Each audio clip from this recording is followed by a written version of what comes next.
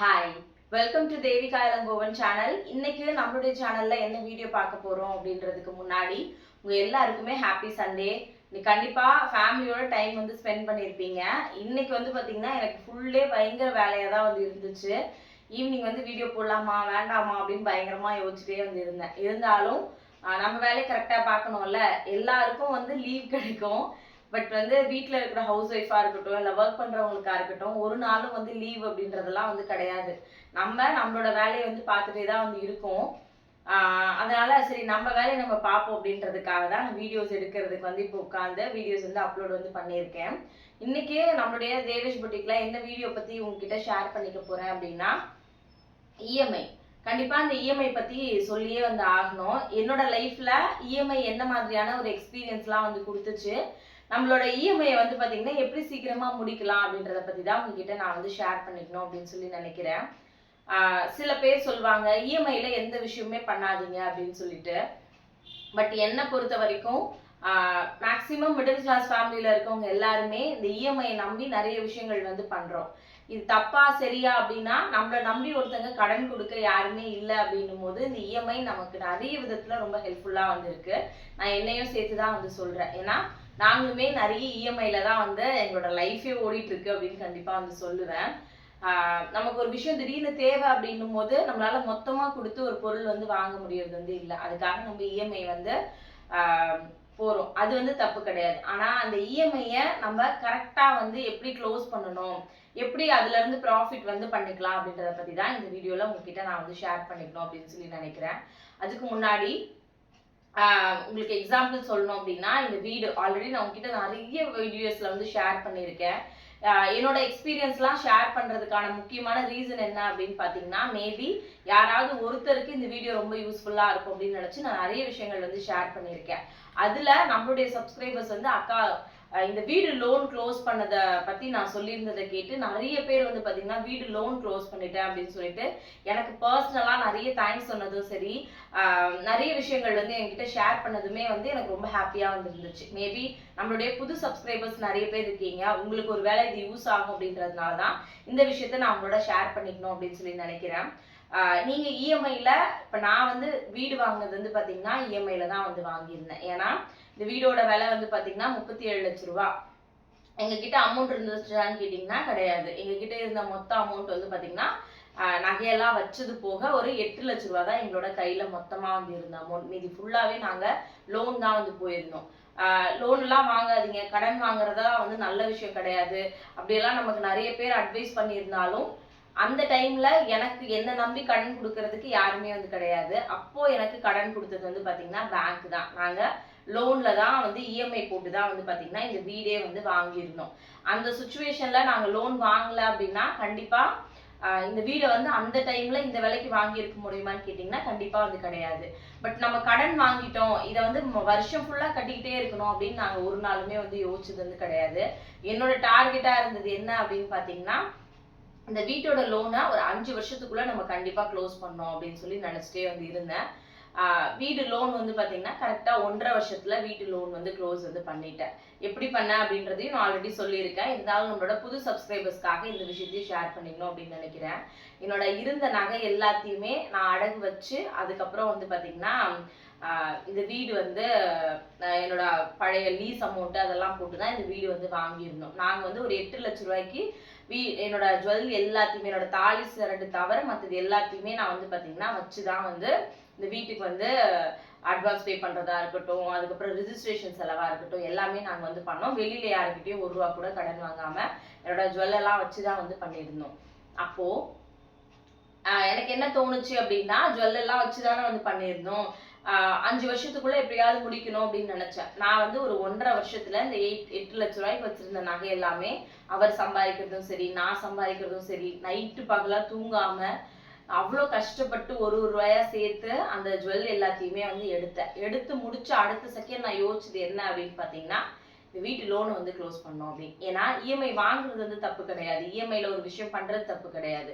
ஆனா அந்த இஎம்ஐ வந்து நமக்கு வாங்கும் போது பெருசா அது எதுவுமே தெரியாது. வாங்கி முடிச்சதுக்கு அப்புறம் நம்ம என்ன யோசிப்போம் அப்படின்னா இவ்வளோ வட்டி நம்ம வந்து கட்டுறோம்ல, அப்படின்றது தான் அடுத்ததா வந்து தெரியும். பட் நமக்கு தேவைன்னும் போது நம்ம அதெல்லாம் எதையுமே வந்து யோசிக்கிறதே வந்து கிடையாது. என்னோட தாட்ல வந்து இருந்துகிட்டே இருந்தது என்ன விஷயம் அப்படின்னா, என் ஹஸ்பண்ட் சம்பாதிக்கிற பணத்துல பாதி பணம் அப்படியே வந்து ஹவுசிங் லோனுக்கே வந்து போகுது. இதை நம்ம இப்படியே விட்டோம் அப்படின்னா என் ஹஸ்பண்டோட உழைப்பு ஃபுல்லா அதுல போகுது இல்லை அப்படின்றது மட்டும்தான் என்னோட பெரிய தாட்டா வந்து இருந்துச்சு. என்னோட ஜுவல் எல்லாத்தையும் எடுத்துட்டு வந்து காலையில வீட்டுல வந்து வைக்கிறேன். கொஞ்சம் கொஞ்சமா தான் எல்லாத்தையும் திருப்பினேன். ஒரேடியாலாம் வந்து என்னால நகையெல்லாம் திருப்ப முடியல. 5000, 10,000, 2000 இப்படி கட்டி தான் கொஞ்சம் கொஞ்சமா ஜுவல்ஸ் எல்லாத்தையும் எடுத்துட்டு வந்து நான் வந்து வைக்க ஆரம்பிச்சேன். எல்லா நகையும் வீட்டுக்கு வந்துருச்சு. அப்பாடா என் நகையெல்லாம் வந்துருச்சு அப்படின்னு எனக்கு உட்காரணும்னு தோணவே வந்து கிடையாது. என் மைண்ட்ல அடுத்த விஷயம் தோணுது என்ன அப்படின்னா, ஜுவல்லுக்கு வந்து இன்ட்ரெஸ்ட் வந்து கம்மியா இருக்கு, பேங்க் லோனுக்கு வந்து ஜுவல் இன்ட்ரெஸ்ட் வந்து ஜாஸ்தியா இருக்கு. அதனால ஏன் நம்ம இந்த ஜுவல் வந்து முன்னாடி வித்த வேலைக்கும் இப்ப இருக்கிற வேலைக்கும் வந்து பாத்தீங்கன்னா நிறைய டிஃபரன்ஸ் வந்து இருக்கு. நான் வைக்கும் போது ஒரு ஒரு ஒரு பவுனுக்கு வந்து ஒரு பவுன் 50,000 வித்த இடத்துல இப்போ 1,40,000 வரைக்கும் வந்து வித்துச்சு. அப்போ வந்து நான் யோசிச்சது என்னன்னா, அப்ப இன்னும் வச்சோம்னா நமக்கு இன்னும் பணம் ஜாஸ்தியா கிடைக்கும்ல. நம்ம ஏன் இருக்கிற எல்லா நகையும் வச்சு நம்ம வந்து இந்த வீட்டு லோனை க்ளோஸ் பண்ணக்கூடாது. ஏன்னா வீட்டு லோனுக்கு வந்து பாத்தீங்கன்னா மொத்தம் 25,000 மாசம் வந்து பே பண்றோம். அதுல இன்ட்ரெஸ்ட் மட்டுமே 23,000 வந்து எடுத்துக்கிறாங்க. வெறும் 2,000 மட்டும் தான் அசல். நாங்க 1.5 வருஷம் இப்படியே வந்து கட்டிட்டு இருக்கோம். இன்னும் எத்தனை வருஷத்துக்கு நம்ம இப்படி கட்டுறது? இப்ப நான் நகை வந்து பேங்க்ல வச்சிருக்கிறது 1 கிராம் வந்து, அதாவது 1 பைசா வட்டிக்கு தான் வந்து வச்சிருக்கேன். ஆக்சுவலா 70 பைசா தான் வட்டி. அதிகமா போனா கூட 70ல இருந்து 80 பைசா வட்டிக்கு தான் நான் வந்து வச்சிருக்கேன். 1 பைசான்னு பார்த்தா கூட இதுக்கும் அதுக்கும் நிறைய டிஃபரன்ஸ் வந்து இருக்கு அப்படின்னு யோசிச்சு அவர்கிட்ட அப்பவே நகை அப்பதான் வந்துச்சு, காலையில தான் வந்துச்சு. அவர்கிட்ட கேட்டேன், தங்க ஏன் தங்க இப்படி பண்ணக்கூடாது அப்படிங்கும் போது, இப்பதான் உன் நகையெல்லாம் நீ திருப்பி இருக்க, மறுபடியும் கொண்டு போய் வைக்கணுமா அப்படின்னு சொல்லி கேட்டாரு. எனக்கு பொறுத்த வரைக்கும் நகையை வந்து நான் வீட்டுல வைக்கிறத தாண்டி, நான் போட்டுட்டு என்கிட்ட இவ்வளவு நகை இருக்கு அப்படின்னு பெருமையா காட்டிக்கிறத தாண்டி நான் என் ஃபேமிலி கடன் இல்லாம இருக்கணும் அப்படின்றது மட்டும்தான் என்னோட பெரிய யோசனையா இருந்துச்சு. இப்ப நான் ஆல்மோஸ்ட் வந்து ஒரு 27 லட்ச ரூபா நகை வந்து வச்சிருந்தேன். எனக்கு தெரிஞ்சு ஒரு 2 லட்ச ரூபாய் கிட்ட நகை வந்து கட்டியிருக்கோம், பணம் வந்து கட்டியிருக்கோம். இன்னொரு 24, 20 ஆக்சுவலா 2 லட்சமும் 3 லட்சத்துக்குள்ளதான் வந்து கட்டியிருக்கோம். பேலன்ஸ் நகை வந்து இன்னும் அப்படியே அடகுல தான் வந்து இருக்கு.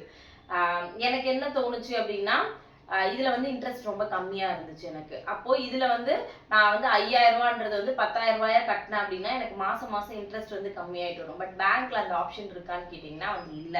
இந்த மாதிரி யோசிச்சு நான் என்னோட வீட்டு லோனை வந்து க்ளோஸ் பண்ணிட்டேன். என்னோட தாலி சரடு வரைக்குமே நான் வந்து வச்சிருந்தேன். என்னோட தாலி சரடை வந்து நான் கொஞ்சம் கொஞ்சமா வந்து திருப்பினேன். பட் இது எல்லாமே வந்து பாத்தீங்கன்னா ஒரே நாள்ல அப்படியே டக்குன்னு நடந்துருமான்னு கேட்டீங்கன்னா கண்டிப்பா கிடையாது. எல்லா பின்னாடியும் ஒரு பயங்கரமான ஹார்ட் ஒர்க் வந்து இருக்கும். இதுக்காக நான் எவ்வளவு வந்து மென்டலா வந்து ப்ரெஷர் ஆகுறேன், எவ்வளவு விஷயங்கள் யோசிக்கிறேன் அப்படின்றது வந்து இருக்கு. நான் என்னோட இஎம்ஐயை ஹோம் லோனை க்ளோஸ் பண்ணி இப்படிதான் வந்து பாத்தீங்கன்னா ஜுவல் வச்சு ஹோம் லோனை வந்து க்ளோஸ் பண்ணேன்.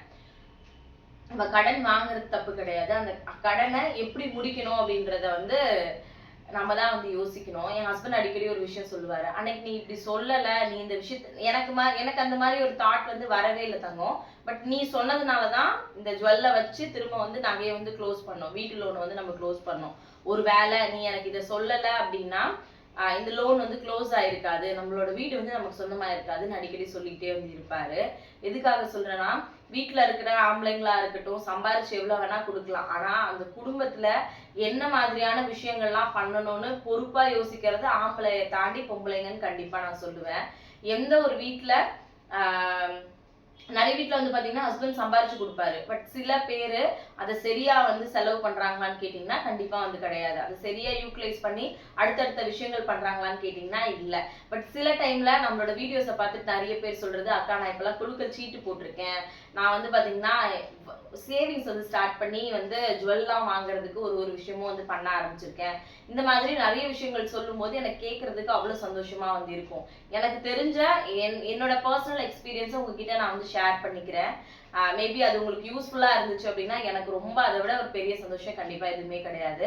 அப்படி நினைச்சுதான் நான் இப்ப இந்த விஷயத்தையுமே உங்ககிட்ட ஷேர் பண்ணேன்.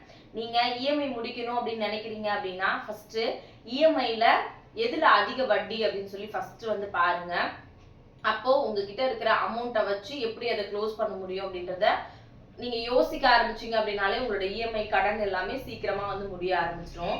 ஏன்னா இப்பெல்லாம் நிறைய பேர் பணம் கொடுத்து ஒரு பொருளை வாங்குறதை தாண்டி கிரெடிட் கார்டுலயும் சரி இஎம்ஐ போட்டு வாங்குறது தான் நம்மள மாதிரி மிடில் கிளாஸ்ல இருக்கவங்க பண்ற ஒரே ஒரு விஷயம்.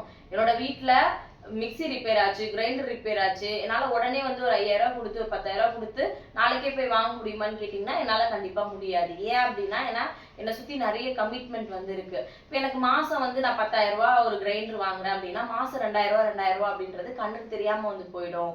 அப்படின்னா வந்து எனக்கு கொஞ்சம் ஈஸியாக இருக்கும் அப்படின்றதுனால நீ இஎம்ஐ தான் வந்து பார்த்தீங்கன்னா ஃபர்ஸ்ட் ஆப்ஷனாக வந்து எடுத்துக்கிறேன்.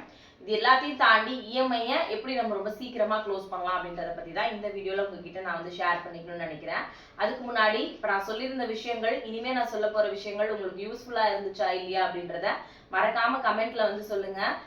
நான் சொன்ன விஷயங்கள் எது உங்களுக்கு ரொம்ப பிடிச்சிருந்துச்சு, இது கண்டிப்பா ஒரு யூஸ்ஃபுல்லான வீடியோவா இருக்கும் அப்படின்னு நீங்க நினைச்சீங்கன்னா உங்களுக்கு தெரிஞ்ச உங்களுக்கு ரொம்ப பிடிச்சவங்களுக்கு கண்டிப்பா இந்த வீடியோவை ஷேர் பண்ணுங்க. நம்ம சேனலை யாராவது புதுசா பாக்குறீங்க அப்படின்னா கண்டிப்பா மறக்காம சப்ஸ்கிரைப் பண்ணிக்கோங்க. Thank you so much. இப்போ வீடியோக்குள்ள வந்து போகலாம். ஃபர்ஸ்ட் விஷயம் என்னன்னு பாத்தீங்கன்னா, எப்பவுமே நம்ம எவ்வளவு பணம் வேணாலும் சம்பாதிக்கலாம்.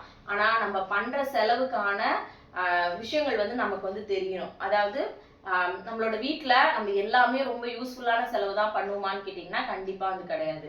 எங்க அப்பா ஒரு விஷயம் அடிக்கடி சொல்லுவாரு. என்னன்னா, நீ 1 ரூபா கூட வீண் செலவு வந்து பண்றது கிடையாது. நீயும் சரி பூபேஷும் சரி 1 ரூபா கூட தேவையில்லாத செலவு வந்து பண்றதே வந்து கிடையாதுமா, அது ரொம்ப பெரிய விஷயம் அப்படின்னு சொல்லுவாங்க. ஏன்னா நான் வந்து மாசம் மாசம் என்ன செலவு பண்றேன், என்ன விஷயங்கள் எங்களுக்கு தேவையா இருக்கு. இந்த மாசம் எனக்கு வந்து ஒரு 10 கமிட்மெண்ட் இருக்கு அப்படின்னா அடுத்த மாசம் எனக்கு 12 கமிட்மெண்ட்டா வந்து மாறும். அப்போ நான் வந்து இந்த மாசம் வந்து யோசிப்பேன், இந்த மாசம் இந்த செலவு பண்ணியிருக்கேன், அடுத்த மாசம் இதை நம்ம பண்ணக்கூடாது, இதுல இருந்து இதை கட் பண்ணோம் அப்படின்னு சொல்லிட்டு எப்பவுமே ஒரு பட்ஜெட் போட்டு நான் எந்த தேவையில்லாத செலவெல்லாம் பண்றேன் அப்படின்றத பார்த்து அந்த அமௌண்ட்டை ஒண்ணு சேவிங்ஸா மாத்துவேன். இல்லைன்னா எனக்கு ஏதாவது ஒரு கடன் இருக்கும், அது நகை கடனோ இல்லை இஎம்ஐயோ, அடுத்த மாசம் 1 மாசமா கட்டுறத 2 மாசமா சேர்த்து வந்து கட்டுவேன். அதனால எப்பவுமே வந்து பாத்தீங்கன்னா நம்ம என்ன செலவு பண்றோம் அப்படின்றத கண்டுபிடிச்சிட்டோம் அப்படின்னாலே, நம்ம என்ன தேவையில்லாத விஷயங்களுக்கு செலவு பண்றோம்னு கண்டுபிடிச்சிட்டோம் அப்படின்னாலே அந்த பணத்தை வச்சு நம்மளுடைய இஎம்ஐ வந்து பாத்தீங்கன்னா சீக்கிரமா வந்து அடைக்கலாம். இப்போ இந்த மாசம் ஒரு 5,000 நீங்க மளிகை சாமான் வாங்குறீங்க அப்படின்னா மாசம் மாசம் கடைக்கு போகும்போது உங்களோட மளிகை சாமான்ல என்னென்னலாம் குறைக்க முடியும், போன மாசம் வாங்கினதுல என்னெல்லாம் வந்து பேலன்ஸ் இருக்கு அப்படின்னு செக் பண்ணோம் அப்படின்னாலே கண்டிப்பா 5,000 வாங்குற உங்களால ஒரு 1000 இருந்து 1,500 வந்து கம்மி பண்ண முடியும். அப்ப அந்த 1,500 வச்சு உங்களுக்கு யாருக்கோ ஒருத்தர் கடன் கொடுக்கணும் அப்படின்னாலோ இல்ல ஒரு இஎம்ஐக்கு பே பண்ணணும் இல்ல ஒரு எக்ஸ்ட்ரா அமௌண்ட் பே பண்றதுக்கோ அது ரொம்ப ஹெல்ப்ஃபுல்லா வந்து இருக்கும். அதனால எப்பவுமே ஒரு பட்ஜெட் வந்து போடுங்க. எவ்வளவு செலவு பண்றீங்கன்றத கண்டுபிடிச்சிட்டீங்க அப்படின்னாலே உங்க பணம் எது மூலியமா வீணா போகுது அப்படின்னு கண்டுபிடிச்சிட்டீங்க அப்படின்னாலே கண்டிப்பா உங்க இஎம்ஐ வந்து சீக்கிரமா நீங்க வந்து க்ளோஸ் பண்ணலாம். அடுத்தது வந்து பாத்தீங்கன்னா, எல்லாத்துக்குமே வந்து பணம் எப்பவுமே வந்து தேவையா வந்து இருக்கும். நம்ம இருக்கிற வருமானத்தை வச்சே நம்ம எல்லா விஷயங்களையும் வந்து சீக்கிரமா பண்ண முடியுமான்னு கேட்டீங்கன்னா கண்டிப்பா வந்து கிடையாது. அப்போ நம்மளுடைய வருமானத்தை வந்து இன்க்ரீஸ் வந்து பண்ணணும். இப்ப ஹஸ்பண்ட் சம்பாதிக்கிறாரு அப்படின்றதுக்காக நீங்க வீட்டுல இருக்கீங்க அப்படின்னா உங்களால என்ன உங்க வீட்டுக்கு பண்ண முடியும் அப்படின்றத பத்தி யோசிங்க. நான் படிக்கவே இல்லை, நான் வீட்டுல தானே இருக்கேன், என்னால என்ன பண்ண முடியும் அப்படியெல்லாம் யோசிக்காதீங்க. படிக்கிறவங்க தான் சம்பாதிக்கணும்ன்றதெல்லாம் கிடையாது. இப்போ இல்லாத சோசியல் மீடியா வச்சு சம்பாதிக்காத விஷயங்களே வந்து கிடையாது. அவ்வளோ பேர் வீட்டுல இருந்து கை குழந்தைய வச்சுட்டு கூட நிறைய விஷயங்கள் வந்து பண்றாங்க. நீங்க உங்க ஹஸ்பண்ட் ஒரு ஆளா சம்பாரிச்சு உங்களோட கடன் அடைக்கிறதுக்கும் நீங்க உங்க ஹஸ்பண்டுக்கு சப்போர்ட் பண்ணி 2 பேரும் சேர்ந்து கடன் அடைக்கிறதுக்கும் நிறைய டிஃபரன்ஸ் வந்து இருக்கு. அப்ப 2 வருமானமா இருக்கும்போது கண்டிப்பா உங்களால உங்களோட இஎம்ஐ வந்து பாத்தீங்கன்னா ரொம்ப சீக்கிரமா வந்து அடைக்க வந்து முடியும். என்ன தொழில் பண்ணலாம்னு எனக்கு தெரியலக்கா அப்படின்னா அது உங்களுக்கு மட்டும்தான் தெரியும். நீங்க யோசிச்சீங்க அப்படின்னா என்ன விஷயங்கள் பண்ணலாம் அப்படின்றத கண்டிப்பா உங்களால கண்டுபிடிக்க வந்து முடியும். நான் வீட்டுலதான் இருக்கேன், என்னால ஏர்ன் பண்ண முடியாது, நான் என்ன பண்றது அப்படியெல்லாம் யோசிக்காம நான் வீட்டுல இருந்தாலும் பரவாயில்ல, வீட்டுல இருந்தே சம்பாதிக்க முடியும், என்ன பிசினஸ் வேணாலும் ஸ்டார்ட் பண்ணலாம். இப்ப தொழில் பண்ணணும் அப்படின்னா நிறைய பணம் வேணும் அப்படிலாம் கிடையாது. நம்ம அடுத்தவங்களுக்காக நிறைய நேரம் செலவு பண்ணி நிறைய விஷயங்கள் வந்து யோசிக்கிறோம்ல, அந்த மாதிரி நமக்காக நம்ம குடும்பத்துக்காக ஒரு 1/2 மணி நேரம் உட்கார்ந்து யோசிச்சோம் அப்படின்னாலே நம்ம என்ன விஷயங்கள் பண்ணலாம் அப்படின்றது வந்து பாத்தீங்கன்னா நமக்கு வந்து கண்டிப்பா வந்து தெரியும். சும்மா இல்லாம ஏதாவது பார்ட் டைம் ஜாப் மாதிரி நிறைய விஷயங்கள் இருக்கு. தங்க அந்த கதவை லாக் பண்ணுங்க. நிறைய விஷயங்கள் வந்து இருக்கு. அந்த மாதிரி எல்லாம் இருக்கும்போது நிறைய பேர் இப்ப பாத்தீங்கன்னா இப்போ எனக்கு 2 டேஸ்க்கு முன்னாடி கூட ஒரு சிஸ்டர் சொல்லியிருந்தாங்க, நான் வந்து பாத்தீங்கன்னா மாவு அரைச்சு பேக்கெட் போட்டு சேல் பண்றேன் சிஸ்டர். வீட்டில தான் இருக்கேன், எனக்கு சுத்தமா படிப்பறிவு இல்லை. பட் உங்க வீடியோ பார்க்கும்போது எனக்கு தோணுச்சு, இந்த அக்கா இத்தனை தடவை சொல்றாங்கல்ல, நம்ம ஏன் வீட்டுல இருந்து சும்மா இருக்கணும். எனக்கு 2 பசங்க இருக்காங்க, நான் நல்லா வந்து மாவு வந்து அரைப்பேன். எனக்கு தோணுன விஷயம் என்னன்னா, ஒரு நாளைக்கு 10 கவர் வந்து விற்கிறேன், எனக்கு அதுல இருந்து ஒரு காசு வருது. இவ்வளவு நாளா என் ஹஸ்பண்ட் கையே எல்லாத்துக்கும் எதிர்பார்த்துட்டு இருந்தேன். ஆனா இப்போ என் கையில ஒரு நாளைக்கு 200 ரூபா 300 ரூபாய் இருக்கும்போது எனக்கு அவ்வளவு சந்தோஷமா இருக்கு. எனக்கு அவ்வளவு கடன் இருக்கு, இருந்தாலும் என்னால ஜெயிச்சிட முடியுன்ற ஒரு கான்ஃபிடென்ட் வந்து கொடுக்குது அப்படின்னு சொல்லியிருந்தாங்க. அது எனக்கு அவ்வளவு ஹாப்பியா வந்து இருந்துச்சு. உங்களுக்குமே சொல்றது அதுதான்.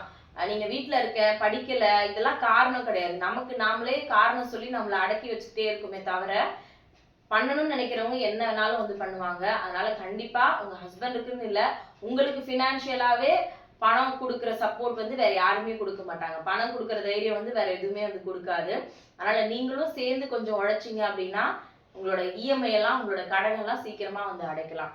அதே மாதிரி ஒரே டைம்ல இப்போ ஒரு லோன் எடுக்கிறீங்க அப்படின்னா உடனே அடுத்த லோன் வந்து தயவு செஞ்சு எடுக்காதீங்க. ஏன் அப்படின்னா நமக்கு தெரியும் இந்த லோன் நம்ம எடுக்கிறோம் அப்படின்னா அடுத்த லோன் வந்து, இப்ப நான் எப்படி எடுப்பேன் அப்படின்றத வந்து சொல்றேன். ஆப்வியஸா நான் பிரிண்டர் வந்து வாங்கியிருந்தேன். பிரிண்டர் முடியறதுக்கு இன்னும் ஒரு மாசம் 2 மாசம் இருக்க போகுது அப்படின்னும் போது தான் நான் வந்து பாத்தீங்கன்னா மிக்சி கிரைண்டர் எல்லாமே இஎம்ஐல வந்து எடுத்திருந்தேன். ஏன் இதை சொல்றேன் அப்படின்னா, எனக்கு மிக்சி கிரைண்டர் ரிப்பேர் ஆகி 2-3 மாசம் வந்து ஆச்சு. அந்த 2 மாசமே நான் ரொம்ப யோசிச்சு இருக்கிறத வச்சுதான் மேனேஜ் பண்ணிட்டு இருந்தேன். என் ஹஸ்பண்ட் கேட்டாரு, உனக்கு மிக்சி இல்லாம கஷ்டமாவே இல்லையா, நீ எப்படி சமைக்கிற, உனக்கு ரொம்ப கஷ்டமா இருக்கு. ஏன்னா எங்க வீட்டுல வந்து அம்மியோ எதுவுமே கிடையாது, நானா இருக்கிறத வச்சு நான் பாத்துக்கிறேன், எனக்கு என்னால வந்து மேனேஜ் பண்ணிக்க முடியும், இப்போதைக்கு வந்து வேண்டாம்.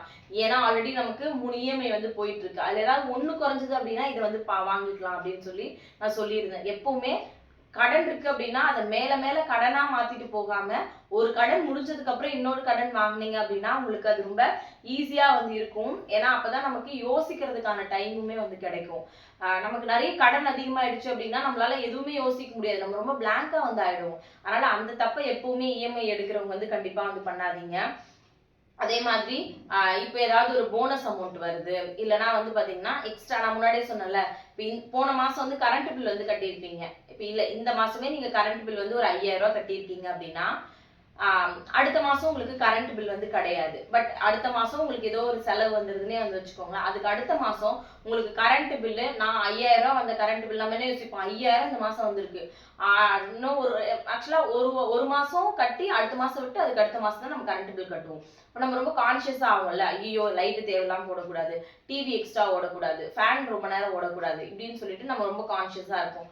ஆப்வியஸா நம்மளோட கரண்ட் பில் வந்து பாத்தீங்கன்னா 5000 ரூபாய் இருக்கிறது 4000 ரூபாயா ஆகுது அப்படின்னா, அந்த 1000 ரூபாய் எடுத்து நம்ம வேற ஏதாவது செலவெல்லாம் வந்து பண்ணாம இந்த 1000 ரூபாய் நான் கரண்ட் பில் கட்டினதா நினைச்சு நான் என்னோட கடனை வந்து அடைக்கணும். அந்த மாதிரி எல்லாம் பண்ணும்போது நம்மளோட கடன் வந்து பாத்தீங்கன்னா ரொம்ப சீக்கிரமா வந்து அடையும். இப்போ வந்து பாத்தீங்கன்னா இப்போ ஒண்ணுமே இல்லை, நான் வந்து ஜுவல் வந்து வச்சிருக்கேன்னு உங்ககிட்ட ஆல்ரெடி சொல்லியிருந்தேன்ல. இப்போ நான் என்ன பண்ணுவேன்னா, நான் மாசம் மாசம் வந்து தீபாவளி ஃபண்ட் வந்து போடுறேன். எனக்கு அந்த தீபாவளி ஃபண்ட்ல வந்து பாத்தீங்கன்னா பணம் வந்து வரும். அந்த பணத்தை நான் என்ன பண்ணுவேன் அப்படின்னா என்னோட நகைக்கு கொண்டு போய் கட்டுவேன். இப்போ நான் வந்து ஒரு 50000 ரூபாய் எனக்கு வருதுன்னு வச்சுக்கோங்களேன், 3 கார்டு போட்டிருக்கேன், அதுக்கு ஒரு 50 ரூபாய் எனக்கு வருதுன்னு வச்சுக்கோங்களேன், 60 ரூபா கிட்ட வரும். அந்த 60000 ரூபாயில அதுக்கு அக்கா 60000 ரூபா வருமா அப்படின்னு யோசிக்காதீங்க. அந்த 60000 ரூபாய்க்கு நான் மாசம் மாசம் நான் என்னோட பணத்தை தான் வந்து கட்டுறேன். என்னால மொத்தமா ஒரு பல்க் அமௌண்ட் கொண்டு போய் கட்ட முடியாது. அப்போ தீபாவளி டைம்ல எனக்கு கிடைக்குது அப்படின்னா அதுல ஒரு 10000 ரூபாய் நான் செலவுக்கு எடுத்து வச்சுப்பேன். தீபாவளிக்கு பசங்களுக்கு ஏதாவது பலகாரம் செய்யறதுக்கோ இல்ல என்னோட பர்சனல் செலவுக்கோ வீட்டு செலவுக்கோ வந்து நான் 10 ரூபாய் எடுத்துக்கிறேன்னா மீதி 50 ரூபாய் இருக்குன்னா அந்த 50000 ரூபாய் கொண்டு போய் நான் அப்படியே நகைக்கு வந்து கட்டுவேன். ஏன் அப்படின்னா இப்ப நான் வந்து 25 லட்சம் ரூபாய்க்கு லோன் கட்டுறதுக்கும் 24,50,000 ரூபாய்க்கு லோன் கட்டுறதுக்கும் நிறைய டிஃபரன்ஸ் வந்து இருக்கு. அப்போ இந்த மாதிரி நமக்கு கிடைக்கிற பணத்தை கொண்டு போய் நம்ம மொத்தமா கட்டும் போது நம்மளுடைய இன்ட்ரெஸ்ட் வந்து கம்மியாகும், நம்மளோட கடனுமே வந்து பாதியா வந்து குறையும். அதனால கண்டிப்பா நமக்கு இந்த மாதிரி போனஸ் கிடைச்சாலோ இல்ல எக்ஸ்ட்ரா ஏதாவது அமௌண்ட் இருக்கு அப்படின்னாலோ அதை கொண்டு போய் உங்களோட இஎம்ஐல வந்து கண்டிப்பா வந்து கட்டுங்க. இது மூலியமா வந்து பாத்தீங்கன்னா இன்னும் அது ரொம்ப நாள் போகாம சீக்கிரமா வந்து நம்மளோட லோனை க்ளோஸ் பண்றதுக்கு அது ரொம்ப ஹெல்ப்ஃபுல்லா வந்து இருக்கும். அதே மாதிரி நிறைய பேர் பண்றது என்னன்னா, காசே வெளியில எடுத்துட்டே போறது வந்து கிடையாது, எல்லாத்துக்குமே கார்டு தான். நான் மேக்சிமம் அதை வந்து பண்ண மாட்டேன். மேக்சிமம் இல்லை, நான் பண்ணவே வந்து மாட்டேன். ஏதாவது ரொம்ப எமர்ஜென்சி அப்படின்னா மட்டும்தான் கிரெடிட் கார்டில் வந்து ஸ்வைப் பண்றது. டிமார்ட் போகும்போது இவர் வந்து சொல்வாரு, கிரெடிட் கார்டு வந்து பாத்தீங்கன்னா நமக்கு ரொம்ப சேஃபான விஷயமான்னு கேட்டிங்கன்னா அதை ப்ராப்பரா யூஸ் பண்ணோம் அப்படின்னா நமக்கு அது ரொம்பவே வந்து ஒரு ஃப்ரெண்டு மாதிரி நமக்கு வந்து ஹெல்ப் பண்ணும். ஏன்னா நமக்கு யாருமே கொடுக்காத டைம்ல அந்த கார்டு வந்து நமக்கு அவ்வளவு தெய்வம் மாதிரி வந்து தெரியும். பட் நம்ம அதை கணக்கே இல்லாம ஸ்வைப் பண்ணும்போது அது நமக்கு வந்து பாத்தீங்கன்னா அதுவே நமக்கு எதிரியா மாறுறதுக்குமே நிறைய வாய்ப்பு வந்து இருக்கு. அதனால ஒரு விஷயத்த நம்ம எப்படி யூஸ் பண்றோம் அப்படின்றத பொறுத்து இருக்கு. இப்போ நான் வந்து மளிகை சாமான் வாங்க போறேன் அப்படின்னா அதுக்கான பணத்தை எடுத்துட்டு போவேன். கையில எப்பவுமே காசு எடுத்துட்டு போவேன். ஏன்னா நம்ம கையில காசு இருக்கும்போது இவ்வளவுதான் காசு இருக்கு, இதை வச்சுதான் நம்ம வந்து செலவு பண்ணிட்டு வரணும் அப்படின்ற ஒரு மைண்ட் செட் வந்து இருக்கும். நிறைய பேர் வந்து பாத்தீங்கன்னா கார்டுல வந்து வாங்குவாங்க. திங்ஸ்ல இருந்து டிமார்ட் போறாங்க, ஏதாவது மளிகை சாமான் வாங்குறதுல இருந்து, இல்ல எங்கேயாவது சாப்பிட ஹோட்டலுக்கு போறாங்க, எல்லாமே கிரெடிட் கார்டா இருக்கும். அப்போ அந்த டைம்ல நம்ம 4 பேரோட இருக்கும்போது என்ன தோணுனா பரவாயில்ல பாத்துக்கலாம் அப்படின்னு நம்ம ஸ்வைப் பண்ணிட்டே வந்து வருவோம். பட் வந்து பாத்தீங்கன்னா அது ஒரு ஒரு ஒரு செட் ஆஃப் பீரியட்ல என்ன ஆகும் அப்படின்னா நமக்கு மீறி, அதாவது நம்ம மாச பட்ஜெட்டை மீறி வந்து ஜாஸ்தி ஆயிடும். எனக்கு தெரிஞ்சு இந்த மாதிரி கிரெடிட் கார்டு யூஸ் பண்ணி கட்ட முடியாம வெளியில கடன் வாங்கி, அதாவது கந்து வட்டிலாம் சொல்லுவாங்க, அந்த மாதிரி வாங்கி லோனை க்ளோஸ் பண்ணி அதை கட்ட முடியாம கஷ்டப்பட்ட நிறைய பேரை நான் பார்த்திருக்கேன். என் ஹஸ்பண்ட் ஆஃபீஸ்ல வந்து கிரெடிட் கார்டு கொடுக்குறாங்க அப்படின்னு சொன்ன உடனே நான் சொன்னது, தங்கம் அந்த கார்டை நீ அப்படியே வச்சுட்டு யூஸே பண்ணாத. அதான் நான் சொன்ன ஃபர்ஸ்ட் வார்த்தை. ஏன்னா எனக்கு கிரெடிட் கார்டுனா அவ்வளோ பயம். ஒருவேளை நம்மளால கட்ட முடியல அப்படின்னா என்ன பண்றது, இந்த கிரெடிட் கார்டுல என்ன மாதிரியான பின்னாடி விஷயங்கள்லாம் இருக்குன்றது எனக்கு எதுவுமே வந்து தெரியாது. அதனால நான் நிறைய தடவை வந்து யோசிச்சேன். பட் எனக்கு நிறைய டைம்ல கிரெடிட் கார்டு வந்து ஹெல்ப்ஃபுல்லா இருந்திருக்கு. அதை எப்படி நம்ம யூஸ் பண்றோம் அப்படின்றத பொறுத்து, எல்லாத்துக்கும் கார்டை எடுத்து ஸ்வைப் பண்ணாம எதுக்கு தேவையோ ரொம்ப அத்தியாவசியமான விஷயங்களுக்கு மட்டும் பயன்படுத்துனீங்க அப்படின்னா கண்டிப்பா அது உங்களுக்கு ரொம்பவே ஹெல்ப்ஃபுல்லா வந்து இருக்கும்.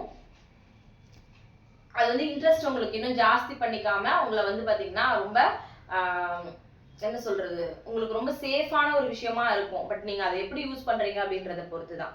அதே மாதிரி மாசம் மாசம் எக்ஸ்ட்ரா அமௌண்ட் வந்து பே பண்றது. இப்ப நான் ஜுவல் வந்து வச்சிருக்கேன்னு உங்ககிட்ட சொல்லியிருந்தேன்.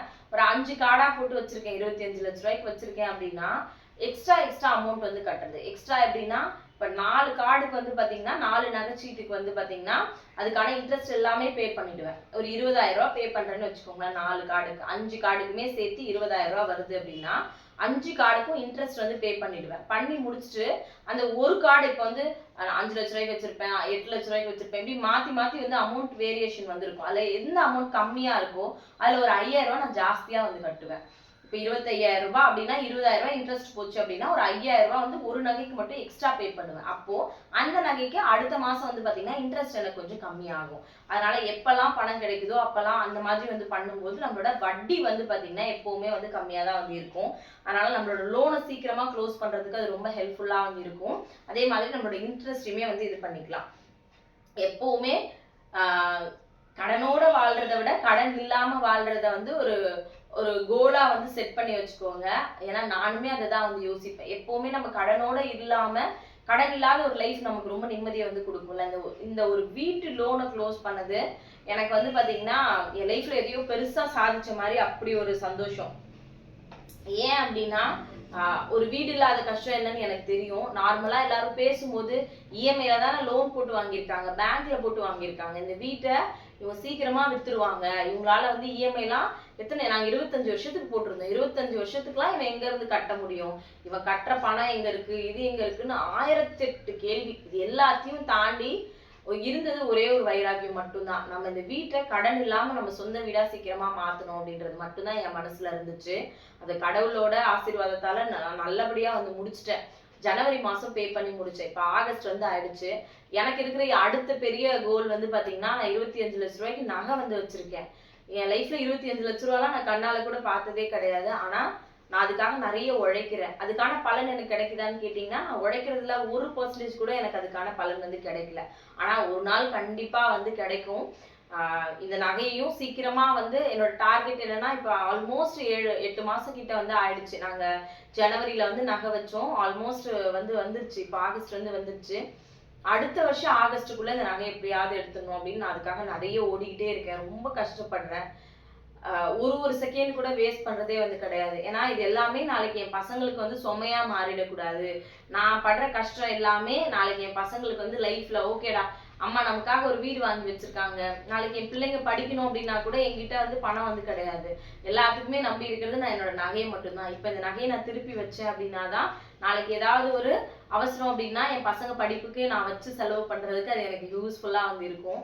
அதனால என்னோட பெரிய ஆசை அடுத்த வருஷத்துக்குள்ள எப்படியாவது இந்த நகை எல்லாத்தையும் திருப்பிடணும் அப்படின்றது. பட் அதுக்கான சோர்ஸ் இப்போ என்கிட்ட இருக்கான்னு கேட்டிங்கன்னா கிடையாது. நம்பிக்கை மட்டும் இருக்கு. ஏன்னா நான் உழைக்கிறேன், அதுக்கான பலன் எனக்கு கண்டிப்பா ஒரு நாள் கிடைக்கும்னு நினைச்சு ஓடிக்கிட்டே இருக்கேன். நம்ம வாழவே கூடாது அப்படின்னு யாரெல்லாம் நினைக்கிறாங்களோ அவங்களுக்கெல்லாம் பதிலெல்லாம் சொல்லிட்டு இல்லாம நம்ம வந்து அவங்க முன்னாடி வாழ்ந்து காட்டுறது மட்டும்தான் அவங்களுக்கு கொடுக்குற நம்ம பெரிய பதிலா வந்து இருக்கும். அப்படி எனக்கு கிடைச்சதுதான் வந்து இந்த வீடு. அதனால முடிஞ்ச அளவுக்கு வந்து பாத்தீங்கன்னா கடன் இல்லாத ஒரு லைஃப்ல இருக்கிறதுக்கு வந்து பாருங்க. ஏன்னா அது பெரிய சந்தோஷத்தை வந்து கொடுக்கும். வீடோட லோனை க்ளோஸ் பண்ணிட்டு வந்து வீட்டுல படுக்கும் போது அன்னைக்கு நைட் இருந்த சந்தோஷத்துக்கு ஒரு அளவே இல்லை.